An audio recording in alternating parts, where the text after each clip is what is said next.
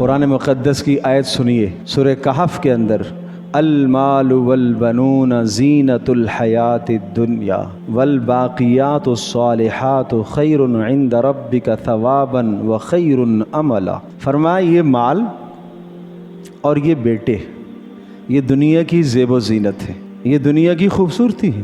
والباقیات الصالحات، اور باقی رہنے والیاں اور نیک وہ تمہارے لیے زیادہ بہتر ہیں آخرت کے اعتبار سے۔ اس باقیات الصالحات کے دو معنی مفسرین نے لکھے ہیں۔ ایک معنی باقیات الصالحات سے مراد نیک اعمال ہیں، تسبیحات ہیں، سبحان اللہ، الحمدللہ، لا الہ الا اللہ، اللہ اکبر، لا حول ولا قوت الا باللہ۔ اور بہت سارے مفسرین نے اس کو بھی نقل فرمایا کہ باقیات الصالحات سے مراد نیک صالح بیٹیاں ہیں، اس لیے کہ ان نیک صالح بیٹیوں کی جب آپ نے تربیت کی ہے، ان کو آپ نے اچھا بنایا ہے، تو یہ آپ کی آخرت کا بہترین سامان ہے۔ بیٹے آپ کی دنیا کا سامان ہے، یہ بیٹیاں آپ کی آخرت کا سامان ہے۔ یہ دنیا میں آپ کی ضرورت کو پورا کریں گے، بڑھاپے میں اگر نیک صالح ہوئے، اللہ پاک نے انہیں توفیق دی اور آپ نے اچھی تربیت کی تو آپ کی خدمت کریں گے۔ لیکن بیٹیاں وہ آخرت میں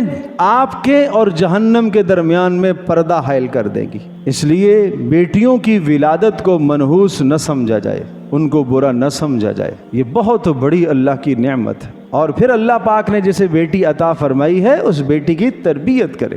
جو خرچ اور مال پیسہ بیٹے کی تربیت پر لگاتا ہے، اسی طرح سے بیٹی کی تربیت پر بھی پیسہ لگائے، اسی طرح سے بیٹی کی بھی تربیت کرے۔ یہ وہم اور خیال اور تصور میں نہیں آنا چاہیے کہ بیٹی تو ویسے بھی جانے والی ہے دوسرے گھر میں، اس لیے اس کی تربیت میں کمی کرے، اس لیے اس کی عطا اور اس کے دینے میں کمی کرے، اس لیے اس کے ساتھ رویہ اچھا نہ ہو۔ قرآن کہتا ہے الا ساء ما یحکمون، بہت بری سوچ اور بہت برا خیال ہے تمہارا۔